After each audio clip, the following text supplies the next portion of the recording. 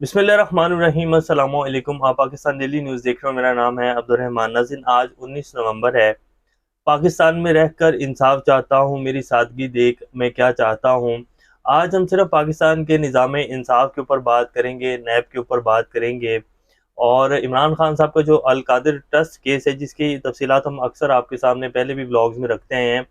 अब आज एक दफ़ा दोबारा आपको याद दहानी करवाएंगे कि अल कादिर ट्रस्ट केस है क्या, इमरान खान को किस तरह इस केस में फंसाया जा रहा है और क्या ये केस बनता भी है या नहीं बनता। और दूसरी तरफ आशियाना हाउसिंग जो रेफरेंस था, जिसमें शहबाज शरीफ साहब के समेत 10 मुल्जिमान को बरी किया गया, जिसमें एक साबिक पाकिस्तान के आर्मी चीफ के भाई भी हैं, उनका नाम क्या है। तो 10 मुल्जिमान वो और शहबाज शरीफ साहब को क्लीन चिट दे दी गई है, जिसमें 16,000 पाकिस्तानियों ने कितने पैसे जमा करवाए हुए थे और उनका जो सारा पैसा था वो सारा जो है वो रुल गया, वो ऐसे ही इधर उधर हो गया।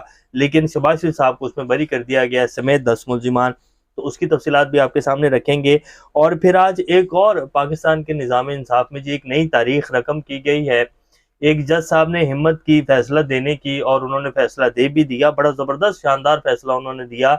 और जब तक पाकिस्तान के निज़ाम इंसाफ में इस तरह इंसाफ की रिट कायम नहीं होगी, उन्होंने फैसला लिख दिया। उनके साथ बाद में जो भी हुआ वो भी तफसील आपके सामने रखेंगे। 24 घंटे के अंदर अंदर उनके साथ क्या वारदात डाली गई। लेकिन जब तक इस तरह पाकिस्तान के निज़ाम इंसाफ में इंसाफ की रिट कायम नहीं होगी, तब तक पाकिस्तान तरक्की नहीं कर सकता। तो ये आज तमाम तर डिटेल्स आपके सामने रखेंगे और आखिर में जाते जाते आसिफ जरदारी साहब ने एक चुटकुला सुनाया, वो भी आपके सामने रखेंगे। इससे पहले अगर आप लोगों ने चैनल को सब्सक्राइब नहीं किया तो रेड बटन को प्रेस कर लें और बेल आइकॉन को भी प्रेस कर लें, ताकि लेटेस्ट अपडेट्स आप लोगों को मिलती रहें और ये जो हमारा ताल्लुक है ऐसे ही जुड़ा रहे। अब सबसे पहले आ जाते हैं अल कादिर ट्रस्ट केस में। जी 190 मिलियन पाउंड का केस है और इसमें इमरान खान साहब के ऊपर जो इल्ज़ाम है, जो नैब की तरफ से और ये तमाम जो वफाकी हुकूमत है जो इस केस की पैरवी भी कर रही है, उनकी तरफ से यह है कि इमरान खान ने 60 अरब रुपए की करप्शन की है।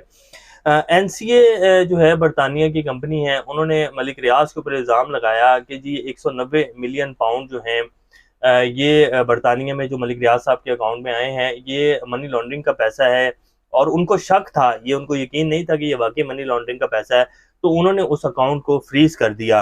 अब मलिक रियाज साहब उस पैसे को बरतानिया में तो यूज़ नहीं कर सकते थे, तो उन्होंने NCA के साथ एक डील की कि जी मैं ये जो पैसा है मैं इसको पाकिस्तान ले जाऊंगा। और सुप्रीम कोर्ट क्योंकि उनको जो है जुर्माना किया हुआ था, कुछ 100 अरब रुपए का था, तो उन्होंने कहा कि जी ये जो मैं पैसा है इसको मैं जो है 190 मिलियन पाउंड जो है इसको सुप्रीम कोर्ट के अकाउंट में शिफ्ट कर दूंगा।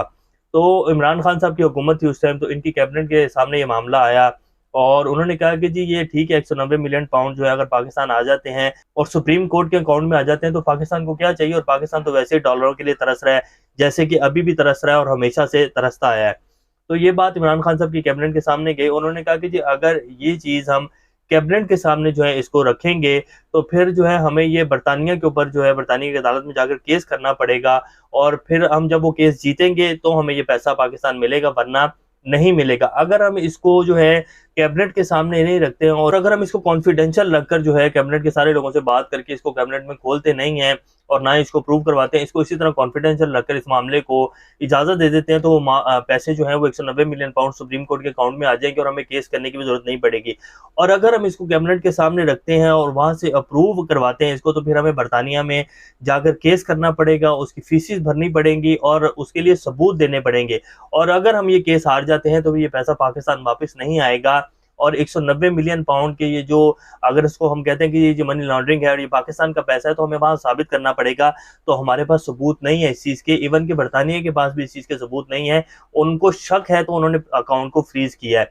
तो इसके लिए फिर हमें 4-5 साल और भी लग सकते हैं और ये भी पॉसिबल है कि हम ये केस हार जाएं तो ये पैसा वहीं का वहीं रह जाएगा। तो पाकिस्तान पैसा आ रहा है और डॉलर्स की भी ज़रूरत है और वैसे भी सुप्रीम कोर्ट के अकाउंट में जा रहा है, तो इसका हमारी हुकूमत के ऊपर कोई भी इल्ज़ाम नहीं लगेगा और ना ही हमको इसमें गलत काम कर रहे हैं। तो सबने कहा जी ठीक है और इसको ऐसे कर लेते हैं और फिर वो पैसा जो है सुप्रीम कोर्ट के अकाउंट में आ गया। उसके बाद जी जब इमरान खान साहब की हुकूमत गई और अल कादिर ट्रस्ट केस पर बनाया गया। अब अल कादिर ट्रस्ट केस की जो ज़मीन थी वो जो है मलिक रियाज साहब ने दी थी और उस ज़मीन की टोटल जो वैल्यू है वो तकरीबन जी 47 करोड़ है। और अल-कादिर यूनिवर्सिटी और तमाम तर जो असासा है वो जो कि पाकिस्तान की गवर्नमेंट का असासा है, जिससे इमरान खान और बुशरा बीबी को, जो कि उसकी ट्रस्ट डीड में ये मेंशन किया गया कि 1 रुपया जो है वो ना तो इमरान खान को मिलेगा और ना ही बुशरा बीबी को मिलेगा। ये सिर्फ ट्रस्टी हैं उसके, और ट्रस्टी को किसी भी सूरत में कोई पैसा नहीं मिलता है।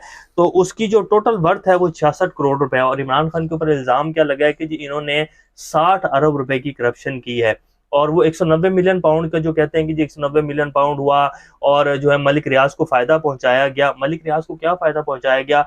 उन्होंने, सुप्रीम कोर्ट ने उनको जो है वो किया हुआ था, जुर्माना किया हुआ था, और वो उन्होंने पैसा जो है सुप्रीम कोर्ट के अकाउंट में जमा करवा दिया। फिर कहते हैं कि जी इमरान खान को सियासी फ़ायदा हुआ। अभी सियासी फ़ायदा इमरान खान को क्या हुआ? उसने अवाम के लिए जो है, अवाम के बच्चों के लिए फ्री जो है वहाँ एजुकेशन दिया, तो ये उसको सियासी फ़ायदा हुआ है, तो इसको आप कह सकते हैं। लेकिन इससे कोई माली फ़ायदा इमरान खान ने नहीं लिया। लेकिन अब ये केस बनाया हुआ है जी, और नैब जो है वो टीम जेल में, अडयाला जेल में जाकर जो इमरान खान की तफ्तीश कर रही है, गिरफ्तारी डाल चुके हैं, क्योंकि पता है कि साइफर केस भी बोगस केस है और उसमें सुप्रीम कोर्ट में जमानत हो जाएगी। और उस पर भी इस्लामाबाद हाई कोर्ट के जो चीफ जस्टिस साहब हैं, उन्होंने बाकायदा जमानत कैंसिल करने के बाद जमानत के ऊपर तफसीली फैसला जारी कर दिया है, जो कि एक नई तारीख है। और उसमें बाकायदा ये मेंशन कर रहे हैं कि जी इनके ऊपर इल्ज़ाम है, इनके ऊपर जो दफ़ा लगी हुई है वो सजाए मौत की है और उम्र कैद की है, तो इसलिए इनको जो है वो जमानत नहीं दी जा सकती। नवाज शरीफ बाहर ही बैठा था तो उसकी जमानत भी हो गई थी, और उसकी जो है एयरपोर्ट के ऊपर जाकर फिंगरप्रिंट करवाए जा रहे थे। ये पाकिस्तान का इंसाफ का निज़ाम है जी। और ये अल-कादिर ट्रस्ट केस की जी सारी तफसीलात हैं। 66 करोड़ रुपए अल-कादिर यूनिवर्सिटी और तमाम तर जो एसेट है वो इसकी मालियत है। और इमरान खान के ऊपर इल्ज़ाम है जी कि उन्होंने 60 अरब रुपए की करप्शन की है। तो ये सूरत-ए-हाल है, हमने कहा आपके सामने रख देते हैं। अब दूसरी तरफ शहबाज शरीफ का जो आशियाना रेफरेंस हाउसिंग का जो सारा एक था मामला, उसमें जो है 10 मुल्ज़िमान समेत शहबाज शरीफ साहब के ऊपर फर्द जुर्म आयद की गई थी नैब की तरफ से। उन्होंने कहा था कि जी 16,000 पाकिस्तानियों ने 60 से 66 करोड़ रुपए जो है इन अकाउंट्स में जमा करवाया, जिसका नुकसान हुआ और पाकिस्तानी गवर्नमेंट को नुकसान हुआ। तो उसके ऊपर जो है 10 मुल्ज़िमान और शहबाज शरीफ साहब को फर्द जुर्म आयद की गई थी, जिनमें फवाद हसन फवाद, आहद चीमा, जो कि फवाद हसन फवाद इस टाइम जो है वो निगरान हुकूमत का हिस्सा भी हैं, और भी काफ़ी सारे लोग थे। शाहिद शफीक साहब थे और कामरान कियानी, जो कि परवेज़ कियानी साहब, जो कि हमारे साबिक आर्मी चीफ हैं, उनके भाई हैं। तो ये सब लोग उसमें शामिल थे और उनको जो है क्लीन चिट मिल गई है। तो एक तरफ ये नैब की कार्रवाई है, जिसमें 16,000 पाकिस्तानियों का जो है कितने हज़ारों लाख रुपए जो है वो हड़प कर लिया गया, कुछ नहीं मिला उनको। और दूसरी तरफ इमरान खान के ऊपर अल-कादिर ट्रस्ट केस है, जिसमें 190 मिलियन पाउंड सुप्रीम कोर्ट के अकाउंट में अभी भी मौजूद हैं, और इमरान खान को कोई माली फ़ायदा उससे हासिल नहीं हुआ, कोई भी चीज़ जो है साबित नहीं कर पाए। लेकिन उनकी गिरफ्तारी डाल दी, और नैब की जो टीम है वो डेली जाकर वहाँ उनसे तफ्तीश कर रही है, और बाकायदा 4 रोज़ा जिस्मानी रिमांड भी ले लिया गया अदालत की तरफ से। तो ये जी सूरत-ए-हाल है नैब के केस की, और नैब की, और शहबाज शरीफ साहब और हमारे निज़ाम इंसाफ की। अब आ जाते हैं जी आज की लास्ट खबर के ऊपर कि जी हमारे जो एक रावलपिंडी के सेशन जज थे, उन्होंने हिम्मत की और फैसला दिया, जो कि देना चाहिए पाकिस्तान के अदालती निज़ाम में। जब तक इस तरह की मिसालें कायम नहीं होंगी, तब तक पाकिस्तान का ना तो इंसाफ का निज़ाम बेहतर होगा और ना ही पाकिस्तान बेहतरी की तरफ जाएगा, जितनी मर्जी कोशिशें कर ली जाएँ। अब उन्होंने फैसला दिया जी, सेक्रेटरी दिफा की बरतरफी का हुक्म दिया। सेक्रेटरी दिफा साहब कौन है? साबिक लेफ्टिनेंट जनरल हैं पाकिस्तान के, हमूदुज़्ज़मान साहब, वो इस टाइम के वफाकी सेक्रेटरी दिफा हैं। तो उनके खिलाफ फैसला दिया। ये खबर की तफसील आप सुन लें ज़रा। रावलपिंडी के एडिशनल सेशन जज ADS J अली वारिस ने सेक्रेटरी दिफा लेफ्टिनेंट जनरल हमूदुज़्ज़मान को फ़ौज के कारोबार से और इनसे फ़ायदा उठाने वालों के बारे में रिपोर्ट पेश करने का हुक्म दिया था। रिपोर्ट मांगी थी कि जी जो फ़ौज में कारोबार करते हैं और इनसे जो फ़ायदा उठाते हैं, उनकी ज़रा रिपोर्ट जो है वो अदालत में जमा करवाई जाए। सेक्रेटरी दिफा ने हुक्म की तामील ना की और ना ही अदालत में पेश हुए। तो उन्होंने रिमार्क दिए जज साहब ने कि आला सरकारी अहदेदार का ऐसा तर्ज अमल रियासत के एक सतून यानी अदलिया के वजूद से इनकार के मुतरादिफ है। इस रवैये को नज़रअंदाज नहीं किया जा सकता। तो उन्होंने तहरीरी फैसले में जज साहब ने वफाकी सेक्रेटरी दिफा को हटाने का हुक्म दिया था, लेकिन उनके हुक्म पर अमल तो क्या होना था। जो जज साहब थे उन्हीं को जो है रजिस्ट्रार जो हैं, उन्होंने एक नोटिफिकेशन जारी किया। शेख खालिद बशीर साहब जो कि रजिस्ट्रार हैं, उन्होंने नोटिफिकेशन जारी किया और उनको OSD बना दिया, और उनको उस केस से भी अलग कर दिया और जज के ओहदे से भी हटाकर साइड पे कर दिया। और इसके ऊपर फिर जो हमारे चीफ जस्टिस हैं और दीगर जजेस ने इत्मीनान का इजहार किया, क्योंकि उन्हीं को दिखाने के बाद ये नोटिफिकेशन जो है वो जारी होता है। तो ये जी पाकिस्तान का निज़ाम इंसाफ है, और ये जी सेक्रेटरी दिफा साहब की वैल्यू है, और वो साबिक लेफ्टिनेंट जनरल थे। उन्होंने अदालत को क्या पेश होना था, रिपोर्ट तो क्या पेश होनी थी, आगे केस में क्या होना था क्या नहीं होना था। अभी उनको ये कहा गया था कि जी आप रिपोर्ट पेश करें, लेकिन उन्होंने उसको भी नामुनासिब समझा, अदालत भी नहीं गए। और जज साहब ने जब फैसला दिया, अदालत की तौहीन है बेसिकली कि आप एक आला सरकारी अहदेदार हैं, तो आप अगर अदलिया एक सतून है मुल्क का, उसके जज ने आपको जो है हुक्म दिया है, आपका फ़र्ज़ बनता है कि आप जो है उसके ऊपर अमल करें, लेकिन नहीं करते हैं, तो उसके ऊपर फिर जो है जज साहब ने हुक्म दिया, लेकिन जज साहब को जो है फारिग कर दिया गया। पाकिस्तान में रहकर इंसाफ चाहता हूँ, मेरी सादगी देख मैं क्या चाहता हूँ। तो ये जी हमारा निज़ाम इंसाफ है। फिर कहा जाता है कि पाकिस्तान दिन दुगनी रात चुगनी तरक्की करेगा, तो ये तरक्की हो रही है पाकिस्तान की जी।